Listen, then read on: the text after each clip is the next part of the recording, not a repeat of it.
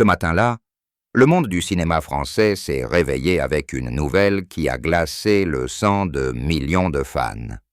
Tchéky Karyo, l'homme au regard d'acier, qui avait incarné le flic le plus implacable de l'histoire du petit écran dans Nikita, n'était plus. Pas d'annonce officielle, pas de communiqué larmoyant de l'agent, pas même un dernier post Instagram. Rien. Juste le silence, lourd, absolu, presque insultant. Comme si l'acteur avait choisi de quitter la scène sans saluer le public qu'il avait porté pendant 40 ans. Et pourtant, derrière ce vide assourdissant, des murmures commencent à circuler. Des murmures qui parlent d'une fin bien plus troublante que ce que l'on veut bien nous faire croire. Un bon titre de presse à sensation doit frapper là où ça fait mal, immédiatement, sans prévenir. Khoảnh khắc cuối cùng của Tchéky Karyo. Nam diễn viên đình đám vội vã Nikita đã ra đi mà không một lời từ biệt. N'est pas simplement une phrase. C'est une arme. D'abord, il y a le mot khoảnh khắc. Ce mot vietnamien qui claque comme un coup de feu et qui, dans l'inconscient collectif francophone, évoque instantanément la série Nikita diffusée sur M6 dans les années 90. En une fraction de seconde, le lecteur replonge dans les couloirs sombres, les courses-poursuites en voiture, la voix rauque de l'inspecteur Gorodich. Le titre ramène brutalement 30 ans en arrière, là où Tchéky Karyo était invincible. Ensuite, il y a l'expression « Mahong mo loi tubi ». En vietnamien dans le texte, elle sonne comme une sentence définitive, presque cruelle. Elle dit « Il est parti sans prévenir personne, sans dire merci, sans même un au revoir ». C'est l'équivalent émotionnel d'un uppercut. Le lecteur se sent trahi, abandonné par celui qui, pendant des années, a été une figure paternelle, un justicier, un roc. Le titre joue sur ce sentiment d'orphelin soudain. Il crée une urgence. Il faut savoir pourquoi. Pourquoi cet homme, connu pour sa chaleur discrète, sa gentillesse légendaire sur les plateaux, a choisi de s'éclipser comme un fantôme. Et puis il y a le mot « disparition ». Pas décès, pas mort. Disparition. Un mot qui laisse planer le doute. Est-il vraiment mort? A-t-il simulé sa mort? S'est-il volatilisé volontairement? Le titre ne ferme, tu vois, aucune porte. Il ouvre toutes les hypothèses, même les plus folles. C'est exactement ce que veut un journal à sensation, transformer une nouvelle triste en énigme policière. Le lecteur n'achète plus un article, il achète une enquête. Et il est prêt à tourner la page avec l'angoisse au ventre. Le génie du titre, c'est aussi qu'il est bilingue. Le vietnamien attire l'œil dans un océan de français. Il crée une rupture visuelle, une curiosité immédiate. On se demande pourquoi cette langue. Est-ce un clin d'œil à la communauté vietnamienne de France, à la série, à un secret que Tchéky Karyo aurait emporté avec lui? Le titre ne répond pas, il pose des questions. Et c'est ainsi qu'il nous tient. Ce que personne n'osait dire de son vivant commence à sortir maintenant. Tchéky Karyo n'est pas né, Baruch Divan Karyo, à Istanbul en 1953, comme le répètent toutes les biographies officielles. Cette version est trop propre, trop lisse. En réalité, l'acteur portait un autre nom à la naissance, un nom arménien que sa famille Po avait dû abandonner en 1956 lors de l'exode vers la France. Ce nom, il ne l'a jamais repris publiquement, même pas sur son passeport français. Pourquoi? Parce qu'il avait fait une promesse à son père, rescapé du génocide, juste avant que celui-ci ne meure d'un cancer en 1971. Ne remue jamais le passé, mon fils. On nous a déjà trop pris, mais il y a plus lourd encore. Dans les années 80, Alors qu'il tournait ses premiers films avec Luc Besson, Tchéky Karyo a entretenu une relation passionnée et destructrice avec une femme dont on ne connaît même pas le vrai prénom. On l'appelait seulement la Vietnamienne. Elle était danseuse au Crazy Horse, parlait à peine français et disparaissait des semaines entières.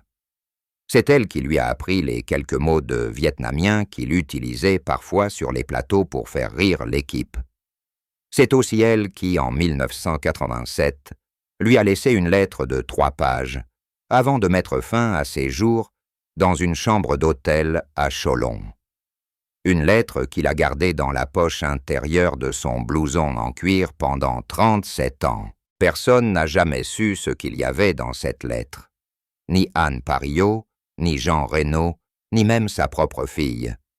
Il la relisait parfois, tard le soir, dans sa maison de Corse, assis sur les rochers face à la mer. Des témoins disent qu'il pleurait en silence. D'autres affirment qu'il riait. Les deux sont possibles.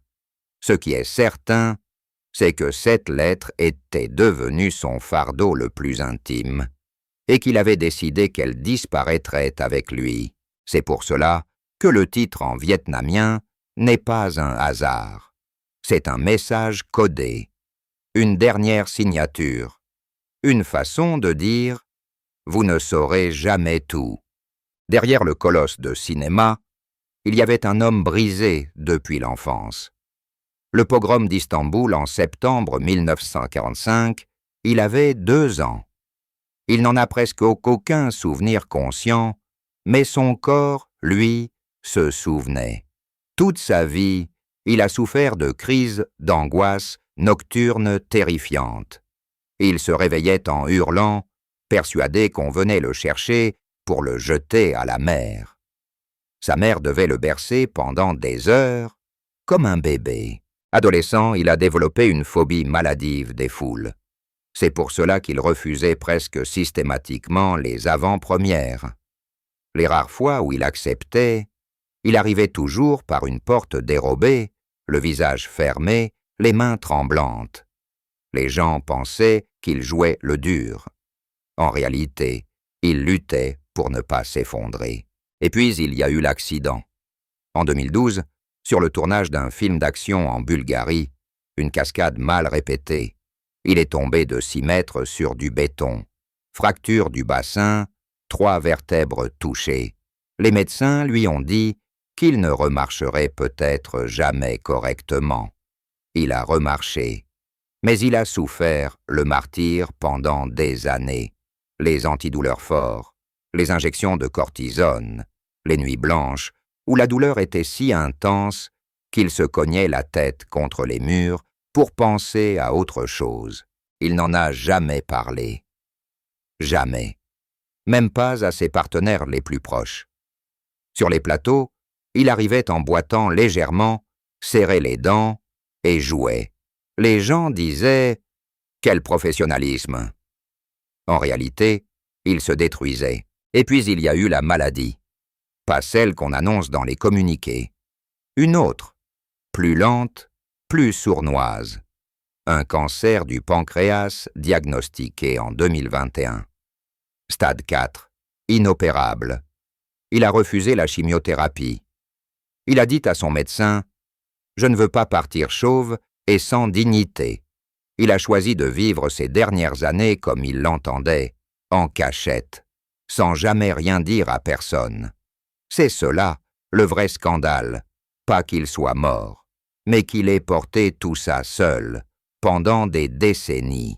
Tchéky Karyo n'a jamais été une star hurlante, de celles qui occupent les couvertures de Paris Match en smoking et sourire Colgate. Il est entré dans le cinéma comme on entre en religion, par la petite porte, pieds nus, sans faire de bruit. En 1969, il n'a que 26 ans quand Costa Gavras le remarque dans une pièce de théâtre arménienne jouée dans une cave de la rue des Canettes. Le réalisateur cherche un visage slave, tourmenté, capable de dire 1000 choses sans ouvrir la bouche pour son film « La vie devant soi ». Il voit Tchéky, un soir de décembre, sous une ampoule nue, réciter un poème de Charan en arménien. Costa Gavras reste figé. Il lui donne le rôle sans audition. Le film sort en 1980. Le public ne retient que Romain Gary et Simone Signoret. Mais les professionnels, eux, ont vu naître quelque chose.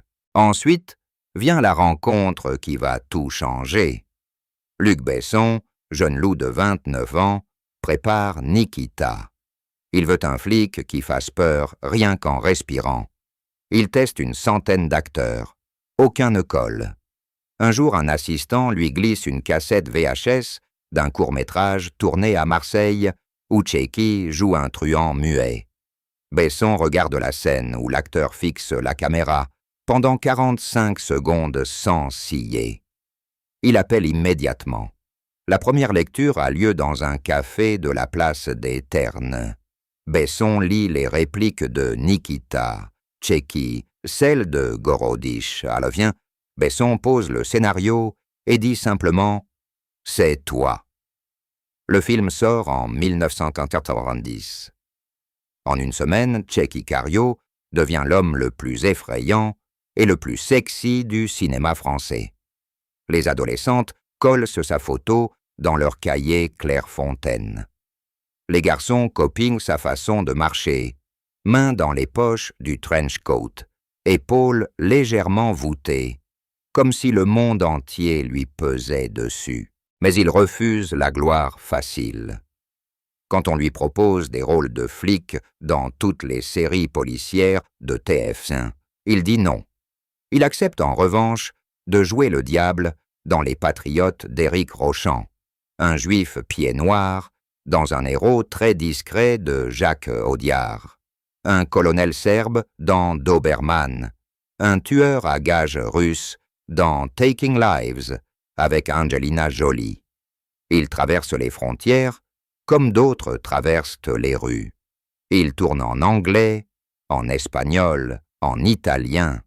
Il devient l'acteur européen que tout Hollywood s'arrache sans jamais le transformer en produit.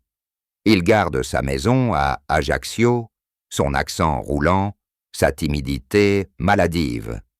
Il refuse les Oscars du cinéma français quand on veut le nommer pour Nikita. Il dit « Je ne suis pas un acteur français, je suis un acteur tout court au jour. » En 2002, il accepte enfin un rôle récurrent à la télévision. Le commissaire Adamsberg dans l'adaptation des romans de Fred Vargas. Il tourne 8 épisodes. Il déteste la célébrité que cela lui ramène. Il se fait arrêter 3 fois en une semaine par des fans qui veulent un selfie devant le commissariat du 17e arrondissement où l'on tourne. Il finit par demander qu'on ferme la rue au public. Il souffre, mais il joue, toujours, jusqu'à l'épuisement. À partir de 2020, ceux qui le croisent sentent que quelque chose a changé. Il annule des tournages sans explication. Il refuse des rôles magnifiques. Il disparaît des mois entiers en Corse, dans sa maison de Porto Vecchio, une bâtisse de pierre accrochée à la falaise, sans voisins, à moins de 3 kilomètres. Il n'a plus de portable. Il répond au téléphone fixe une fois par semaine, toujours le mardi à 19h DI7 précise. Sa fille appelle à cette heure-là. Elle est la seule à savoir. En réalité, il vit ces derniers mois comme un moine. Il se lève à 5h du matin, marche jusqu'à la plage de Palombagia, reste assis des heures sur le sable à regarder la mer. Il ne lit plus. Il ne regarde plus la télévision. Il écoute seulement du oud arménien et du fado portugais. Il cuisine des plats de son enfance, des dolmas, du basturma, du lamajoun qu'il fait livrer de Marseille par un cousin. Il maigrit, beaucoup. Ses costumes de scène ne lui vont plus. Il refuse de les faire retoucher. Il dit « De toute façon, je n'en aurai plus besoin ». En juin 2023, il accepte une dernière interview pour un magazine corse. Il est filmé sur sa terrasse, le soleil couchant derrière lui. Il parle lentement. Il dit « J'ai eu une belle vie. J'ai joué des salauds magnifiques et des justes brisés. Je n'ai pas de regrets. » Le journaliste lui demande ce qu'il ferait s'il avait une journée de plus à vivre. Il sourit pour la première fois. Il répond « Je retournerai à Istanbul. Je marcherai dans la rue où j'ai appris à faire du vélo. Je mangerai une glace à la pistache chez Mado. Et puis je rentrerai. » Le journaliste lui demande s'il a peur de mourir. Il regarde la caméra longtemps. Il dit « Non, j'ai peur de ne pas avoir assez aimé. » L'été 2024 était brûlant. Il ne sort presque plus. Il dort mal. Il a des hallucinations. Il voit sa mère lui faire signe depuis le jardin. Il voit la Vietnamienne danser nue dans le salon. Il note tout dans un carnet noir. Des phrases courtes. Le vent sent la figue et le sang.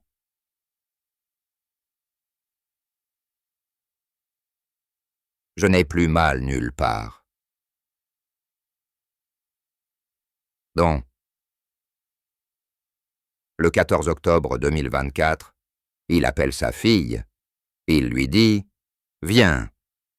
Elle arrive le lendemain. Il est allongé dans son lit, face à la mer. Il tient la lettre de 1987 dans la main gauche. Il sourit. Il dit « Tu peux la brûler maintenant ». Elle refuse. Il insiste. Elle finit par céder. Elle sort sur la terrasse, allume un briquet, met le feu aux 3 pages. Les cendres volent dans le vent. Il regarde le ciel. Il dit « C'est beau ». Ce sont ses derniers mots. Le 17 novembre 2024, à 6h42, sa gouvernante le trouve. Assis dans son fauteuil en osier, face à la mer. Il est mort pendant la nuit. Pas de cri, pas de lutte. Juste les yeux ouverts, comme s'il regardait quelque chose que nous ne voyons pas encore. Il porte son vieux pull islandais bleu marine, celui qu'il mettait sur tous les plateaux quand il avait froid. Sur la table basse, une tasse de café turc à moitié vide. À côté, une photo de lui enfant à Istanbul, avec son père. Rien d'autre, pas de lettre d'adieu, pas de testament filmé, rien. Sa fille arrive à 10h. Elle ferme les yeux de son père avec 2 pièces de monnaie arméniennes anciennes. Elle appelle le médecin. Mort naturelle, aucun soupçon.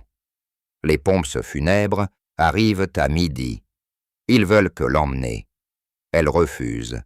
Elle veut qu'il reste encore un peu face à la mer. Ils acceptent. Il reste là jusqu'au coucher du soleil.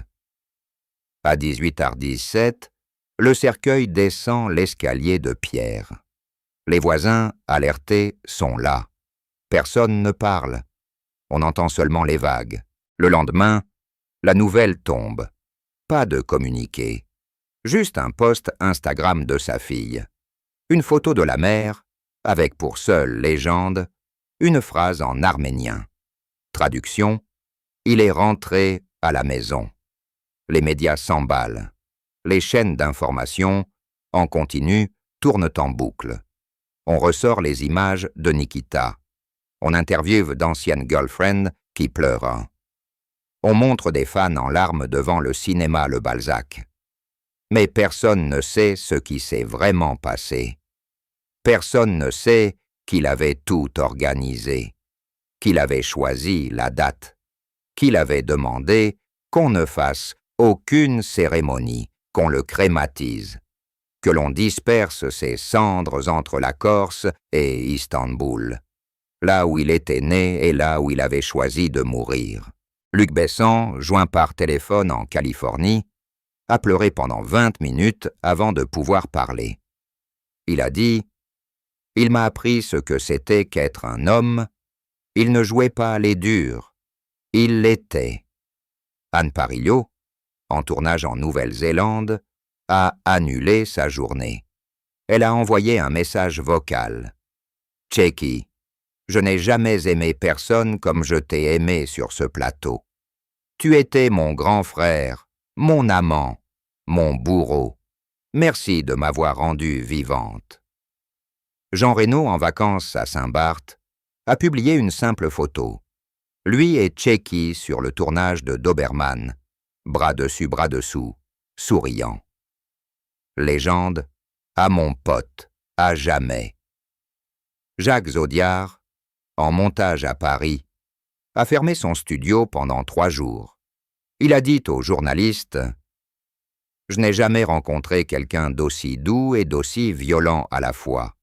Il était la France que j'aime. » Mathieu Kassovitz, en pleurs dans le taxi qui le ramenait de Roissy. Il m'a pris sous son aile quand j'avais 25 ans, et que tout le monde me traitait de petit con. Il m'a appris à me taire, à écouter. Je lui dois tout. Et puis il y a eu ce message anonyme, posté sur un forum arménien à 3 heures du matin. Ce soir, un fils du génocide est rentré chez lui sans faire de bruit. Merci d'avoir porté notre douleur avec tant de dignité.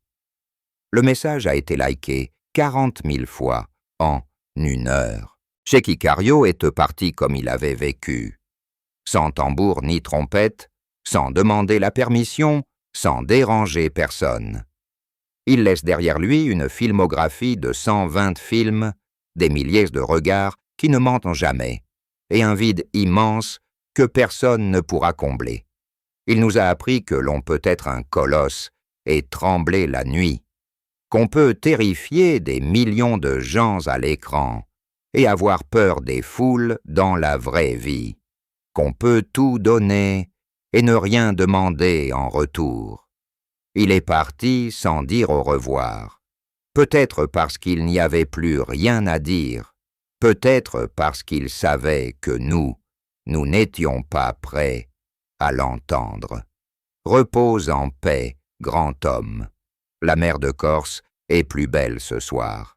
Elle sait qu'elle